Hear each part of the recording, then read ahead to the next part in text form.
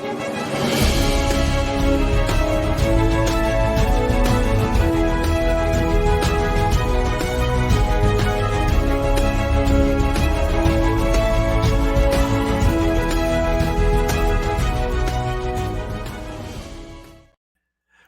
to these Sci-Fi guys. I'm your host Dave, and with me always is John and Chad. Today we are talking about the movie Stargate, not the TV show, but the movie Stargate. All right, gentlemen. I don't want a full screen. I don't want to remove it. There we go. Don't know what buttons I'm pushing today. So anyway, guys, just give me an overall. Did you guys like the movie? Did you not like it? Was it great? Was it wonderful? What'd you think? John, what'd you think? I mean, I'm gonna say, considering the streak we've had lately, it was a very, very good movie. So I definitely enjoyed it a lot this first watch. So it was much faster pacing than 2001 was. That's for sure. Chad, what about you? I mean, I like the movie. Good. I think I've seen this before. I don't remember watching it. A lot of people do that. It is kind of forgettable at times. Well, I'm like, I sit there and watch that. Hold up, I've seen this. I saw bits and pieces. Like, I've seen this. I liked it. Yeah. That's the best. Not the best, but I've noticed myself doing that a lot of times on some of these movies we've seen here in the past. I'm like, I've seen this, but I don't remember, or I have a part of it I remember, but not all of it, or whatever. So, all right, let's jump into our questions, okay?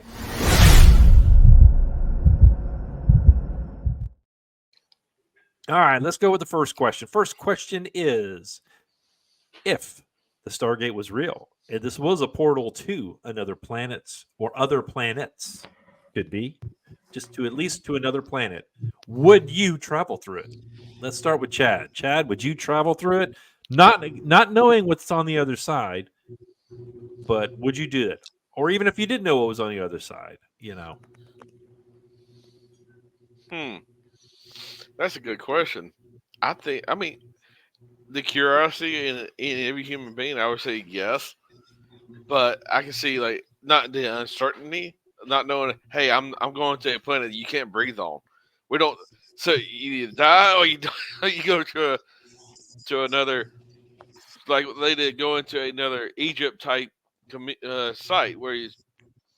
So, but I would just see what's on the other side. John, how about you? I would say, I think there's only one major circumstance in which I do so willingly, and that's just if I happen to be the first person to discover it, my curiosity might get the best of me, and I would go through it. Otherwise, it would require a large form of payment to be the one to go through it, especially first. Or if millions of people have gone through it and have done fine, by all means, sure, I'll go through it all day. But if I'm the first one on it, I probably definitely would go through it. Just, oh, what is this thing? Oh, let's walk towards it. Oh, look, my hand goes through. Like, I would get sucked in accidentally, but it would still be willingly. So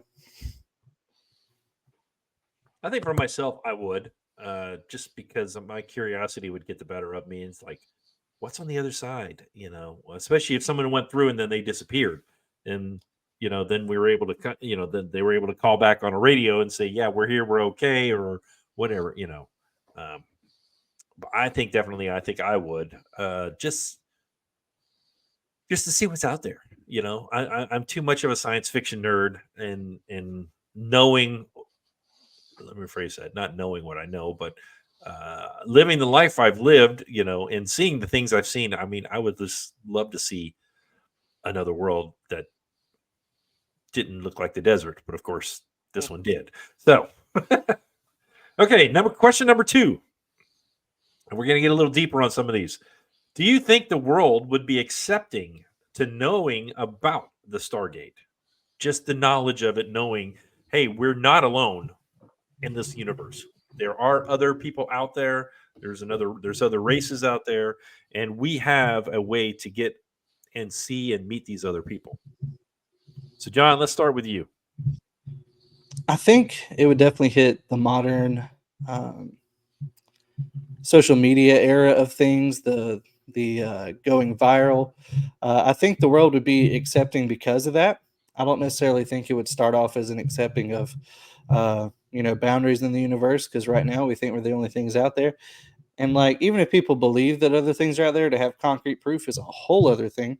And although I think on the inside people would be freaking out exceptionally, I think what we would see around us would probably be, oh, let me take a video of this, or let me talk about this and tweet about it just so I can get my, you know, hype from it, and so I can be on the latest trend. So I see it more going that way, being accepted, just because it would allow people to catch clout in their own way. In terms of actually accepting, I definitely think it would start off in a military bunker, like it did in the film, and then slowly work its way out as information does. But again, to me, the acceptance thing would be more of the, oh, let me be viral because I'm talking about the new thing we discovered. Yeah, I can see that. Chad, how about you? What do you think the world would be accepting of it? In today's times, yeah, I think so. But I'll be more sandbag.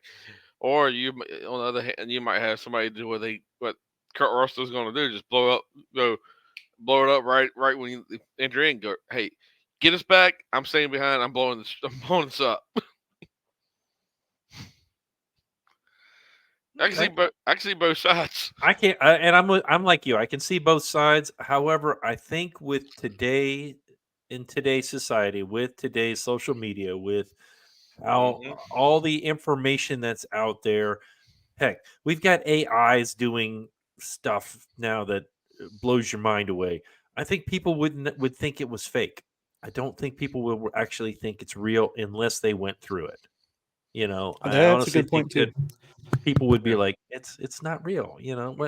What, a portal to another world? Yeah, right. Okay, a wormhole. Yeah, okay. Yeah, I believe that. You know. Um, yeah. All right. Let's go to the third one. If its existence was made public, would the world be at peace, or do you think there would be a world war doing knowing that one country had access to this and everyone else did not? Jump in, somebody. My knee jerk was an immediate no. We would have war immediately, but I don't think it would start that way. I think it would start very much akin to the way NASA runs things on the ISS at the moment, the International Space Station. Where we have amicable relationships just because of what the program is. I think it might start that way, but I definitely think it would lead to war and being a power concept of, well, who's going to get there first? Who's going to go through the gate? What are the rules of going through the gate? Do you need a passport? Do you not need a passport? I think it ends up on that run, and then some country gets mad and just says, well, if we can't have it, no one can. Mm, Chad, I, how about I you? I can see that. I think it's before I'll get out because it's something you see. I can go into a different world and get land, claim the resources, bring it back, and it'll be infinity. Like you can get all the minerals that you need, and you don't have to rely on anything else. So I can see there be war on that end to try to gain control of it. Okay. I don't want to talk too much about it yet because I know where the series went to, and the movie didn't. So, because we're just talking about the movie, but in my opinion, uh, I think it depends on what they think the threat is, and like John said, what do they think, or what are the natural resources on the other side? You know, if you're talking a place that has multitude of places of oil where they can ship oil back and forth, then your Middle Eastern countries might be like, whoa, I don't think we like this because we want you getting the oil from us or whatever. You know what I'm saying? Uh, it just depends on the natural resources, I think. But like John said, and like you said, you agree, Chad. It'll probably start out very button heads. Well, we want this, we want this. Everyone wants to argue over it. Ambassadors constantly are fighting over it until we finally get some ground rules down and then we figure out how we're going to actually do it. All right, I got a fourth question. I didn't think I was going to do it, but I'm going to do it. Okay, so Professor Langford, he was German. He found the Stargate in Giza in 1928. How do you think it ended up in the United States? Besides being a United States run show, filmed in Canada. But Sheer willpower. Or it was. We're it the was U.S. It could be the U.S. Expedition. He was just on there as a scientist. yeah, it really. The series does not ever tell us how No. it ended up there. Just so you guys know, it was just a fun thing I wanted to ask, just because one, I didn't want to say that the bad Germans during that time, and we won't say that because otherwise we get Well, blocked. well, yeah, I think it was 1928. It wasn't there. It was after the Great War, after World War One, in between wars. So it's Right. that was not in power yet. True. But yeah, so most likely it's all about this. You know, who's gonna fork over the money for it? It's who wants to figure out what That's it what is. it They're always like, comes what is down this to. thing? You know, and what is this thing? It's just a big ring, and doesn't make Well, any and doesn't it's make any metal. sense. And And it's it's metal. Yeah. Okay. What are we doing next? Okay, plot holes. Did you guys see any plot holes that you were like, "Oh my gosh, this makes no sense whatsoever"? yeah. What about, like they? Okay, I know they explained it towards the end, but when you see it, like nobody wanted the doctor, per, the guy that was handling Grievous start writing in the sand, and the guys like, no, erased it. Then say, hey, we can't write, we only speak. They're writing down history. Right. Well, yeah, they kind of retconned that at the end where they were Oh, saying, that they didn't want them to be. They just like basically wanted slaves. Is yeah, what Ra was trying to get, was yeah. just have slaves and not have, because Earth eventually did an uprising at one point, and that's why Ra left. Uh, yeah, one of the other plot holes that John, did you see any before I throw you Uh, the big one I've got? Not too terrible major. I do know. Speaking of the writing stuff, how did she understand the writing? The Shari, Sherry. the guy's wife. Chari. How Yeah. did she understand? Because wasn't she explaining, or was it because he knew the writing and she just knew where to find it? I He think knew the writing, and she just knew where to find it. yeah, Okay, and then she never just mind. knew That how settles the one thing I was thinking of. Outside of the that, enunciation of it. No. I think they This. did okay in terms of the plot holes. Yeah, the only major one I saw was Daniel Jackson was not really needed, because if they mentioned it when they got to Chevron 6, they were like, "Well, this is as far as we've gotten," and then they only needed the point of origin, which was Chevron 7. There's only 32 glyphs on there. They could have just done them sequentially. Start on one, work your way all the way around until you get to it, and then they would have figured it out. Well, Yeah, but that gets expensive if it breaks, Dave. yeah. Especially when you don't have a True. second Stargate. Well, here's this. True. They sent the rover in unmanned thing. And they got no telemetry or anything back. Yeah, nothing back, and they go through the gate. You didn't see it. You're right. And of course, So, yeah, because it was the second one that went in with him, right? and No. let me throw this in there, because I know about the series. There is a device on the other side. It's called a DHD, a dial home device, is what they call it. It basically, it's a big thing, and you're able to type in the glyphs on it to tell the Stargate where you're going. Kind of like Mm-hmm. a touch buttons or whatever. Yeah. Well, the movie, it's never there. Well, So yeah. when Ra's like, okay, send the bomb through, okay, how? there's nothing there to know how to get back. So they do that is in there. It is in the series. It's They in the showed it series. It's all the not time, but they did not show it in the movie at all. not the first 3 episodes. They was dealing with they going back to the same world. That was not there. No, they actually the very first episode they did show it. Ah, They showed it in the very first episode. I'll explain some of that in a little bit. Okay, let's go to.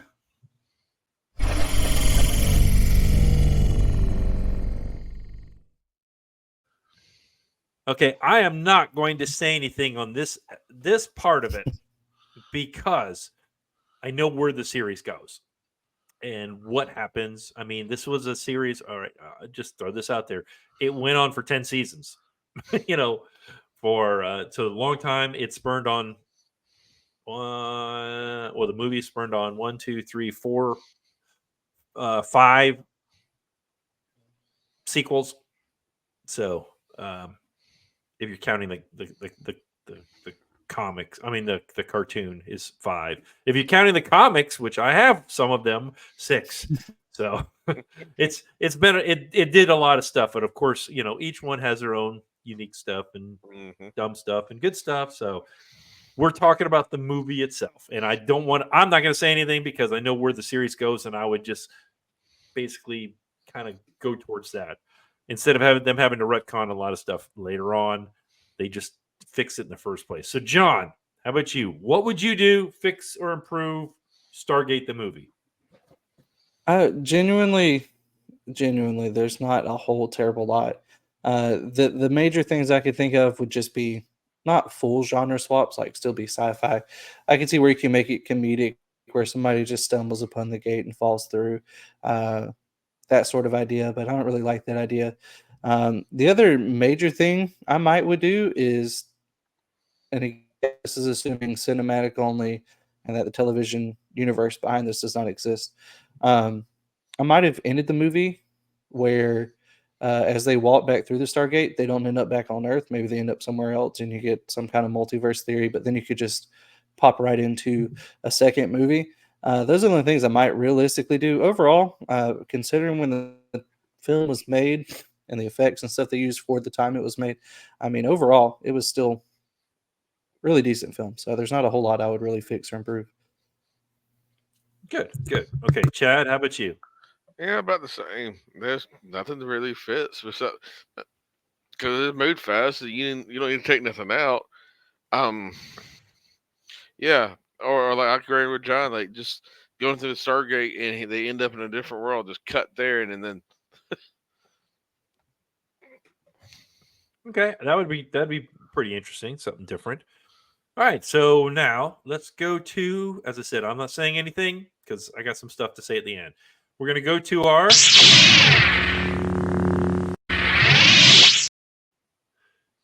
Okay, we're going to do our ratings. And I will rate this, but I've got to remember that it's only the movie. I got to rate just the movie. So, Chad, let's start with you. What did you rate it on 0 to 5 lightsabers?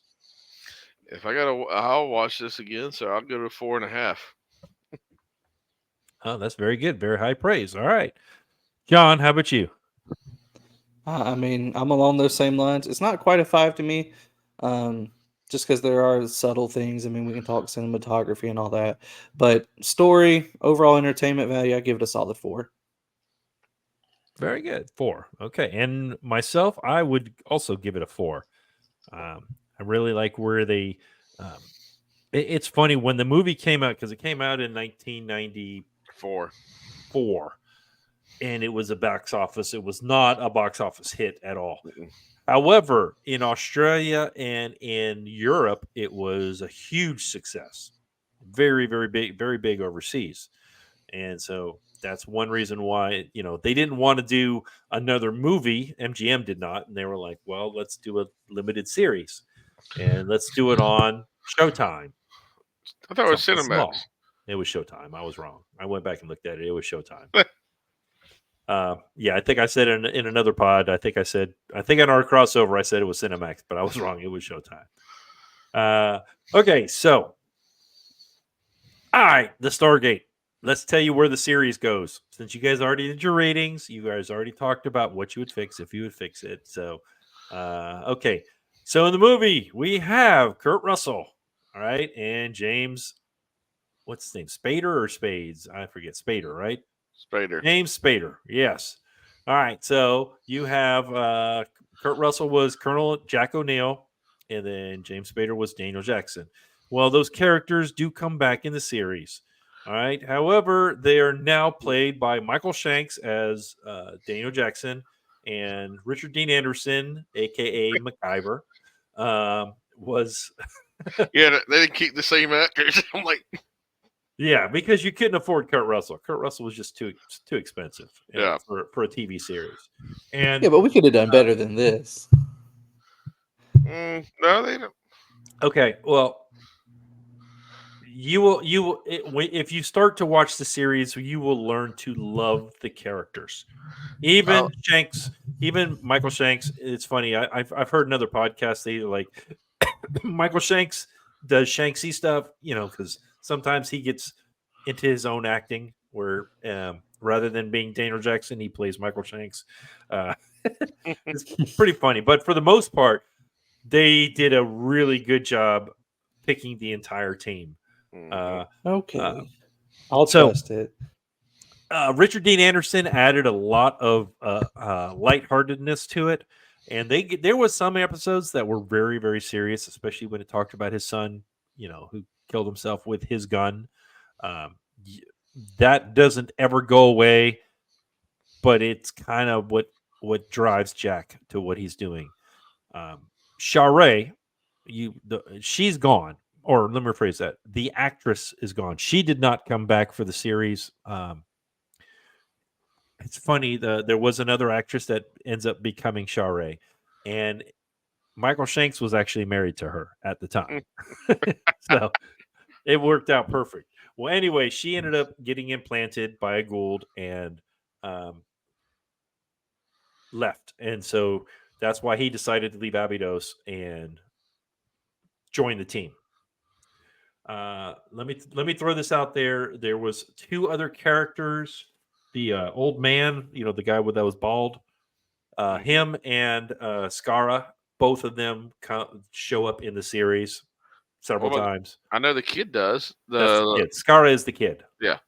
Skara is the kid, and then I don't remember the father's name. Oh. So anyway, so you have these two characters, and then you ended up with the full team of SG-1, which is Amanda Tapping as Captain Samantha Carter, and then Teal'c. Teal'c is a Jaffa. Jaffa are the slave labor, the ones, the troops for the Gould or the Goa'uld. The Goulds are, here you go. That is a Gould right there that you're seeing that Hathor is holding. That's an adult Gould right there. The one on the smaller one that you can see coming out of the belly, that is actually a larva or an infant Gould, and then they stay inside of the Jaffa or the Jaffa, whatever you want to call them. They stay inside of that little pouch until they become mature. Then they take a host. They basically take over. That's the major difference from the series. The movie, remember the movie? It looked like he was a totally different alien. When it showed Raw blowing up, it looked like the TV series makes it basically a serpent that actually wraps around. It goes in through the back of the neck and it wraps around their spinal cord, and then it takes over. So that's kind of where the series goes. The Stargate can go to more places than just the one. The first episode explains when they go back and meet Daniel, because Apophis, I'll tell you about that. He ends up another one of the system lords. Ra was one of them, Apophis, and then you'll meet several others. Came to Earth originally. There was some people sitting around the gate room. They kidnapped him, except for one person survived to tell the others. And then so they went, of course, back to Abydos. That's thinking that's where it was at. And then they were like, no, nothing's happened here. Then they're like, well, the gate must go to other places. This Stargate must go to other places. And that's where the series goes, is it goes all over the place. They find out some writings at Abydos in the same place, and then they end up putting those in the computer and finding out that there is a whole lot more locations where they can go to. Ilk is a Jaffa, he is one of the servants, and then he ends up turning coat and saying, "No, these are false gods," because they do the whole god thing. I'm your god. I'm this. I'm that, and it really makes you think. It's a fantastic series. Seasons 1 through 7 are very good. Season 8 is meh. Season 9 and 10 I could care less about. But that's kind of the way it is with a lot of stuff. They change actors, they change plot lines, they change stories. So See, I thought. See, actually, I haven't seen this movie before. The series I haven't watched. But I remember. I thought they actually did have a series that they were lost. They was trying to find their way back home. that is Stargate universe. They're actually on a ship trying to find their way back home. Yeah, See, but you'll see all kinds of different places. You'll meet all different kinds of characters. You'll see many a Jaffa. You'll find some cool Jaffa. You'll find out about some good Goulds, which you don't think, but there are some that are good. Not usually, but there are a few. And then you'll find out about them if you end up watching the series. It's well I worth the time and effort. What got me started on it, basically, Sci-Fi Channel used to have on Mondays. They would do 4 episodes back to back to back to back. And at the time, I was in leadership school, and I was like, "Okay, let's jump in. Let's watch them." And I was just started watching them, and I was like, "This is great. I love this. This is fun." You know, because yeah, yeah. it doesn't. It's not just, "Hey, we're going to go to the place of the week." They get into some really, Tilk was the first prime, which was he was basically the number 2 guy, and he's the one that turned coat and went and became a Shova. Basically, he turned his back on his god, and there are several episodes where things that he did when he was the first prime, he had to basically make reparations for. So it's not just like oh, okay, you're a good guy now. Hey, let's go on with it. There's many times where like, he's a Jaffa. What is he doing with you? So it's very good. Yeah. And you'll notice, and throughout the series, Teal'c will grow hair and shave it off and do all kinds of stuff. That's what that little gold tattoo was on his head. Let me pull it back up here. Yeah. See the gold tattoo on his forehead. That's actually was sometimes they're black. When they're gold, that just means they're a first prime. So, yeah, very good series. Love it. You guys will enjoy it. Again, seasons 1 through 7. Richard Dean Anderson really, especially I grew up watching MacGyver, so I loved him. And of course, it's funny. You see MacGyver. MacGyver is, oh, I don't like guns. Oh no, I'm a pacifist. And then Richard Dean Anderson's like, hey, when are we gonna get some big honking guns? That's what he's The all only way about. after no guns. Yeah, exactly. And of course, Richard Dean, Kurt Russell, not Kurt Russell. I'm sorry. Kurt Russell really didn't ever get a saying, but RDA, Richard Dean Anderson, when he was Colonel O'Neill, his famous saying, he says it all throughout the series. For crying out loud. For crying out loud, that's his favorite thing, and he loves The Simpsons too. So you'll get a lot of Simpsons references. There's some episodes that are absolutely hilarious. That's what they're designed for. They are just very, very funny. Fun fact: the guy that plays Teal'c, if you play the game God of Wars, that is his voice. He is one of the main voices on there. He does most of the voice acting for that. So, Indeed. Yep. yeah, indeed, that's his favorite thing. He says that a lot. Indeed. Yeah. So, with that, everyone, we appreciate you guys all coming to talk to us today, and if you will. Yeah, contact us. That's right. We are on YouTube. That's where we're doing most of our stuff. Actually, it's exclusively where we're doing our stuff. I looked into doing podcast. I mean, actually, like audio and sending it out, but it costs like too much money. We're cheap. We want to keep it free. So you guys can reach us at Twitter at these sci-fi guys. You guys can email us thesesciFiGuys at gmail.com, or you can go ahead and write down in the comments. Just go ahead and put a question. Hey, I love this episode. It was great. Or hey, I'd love this. Hey, would you guys do this movie or whatever? And we'd love to do that. We've actually been able to talk to a few people on some of these, and we've had a good time with it.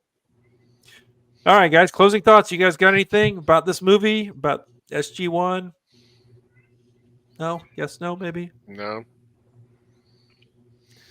All right. With that, everyone, we're going to go ahead and say crash and burn. Crash and burn. Crash and burn.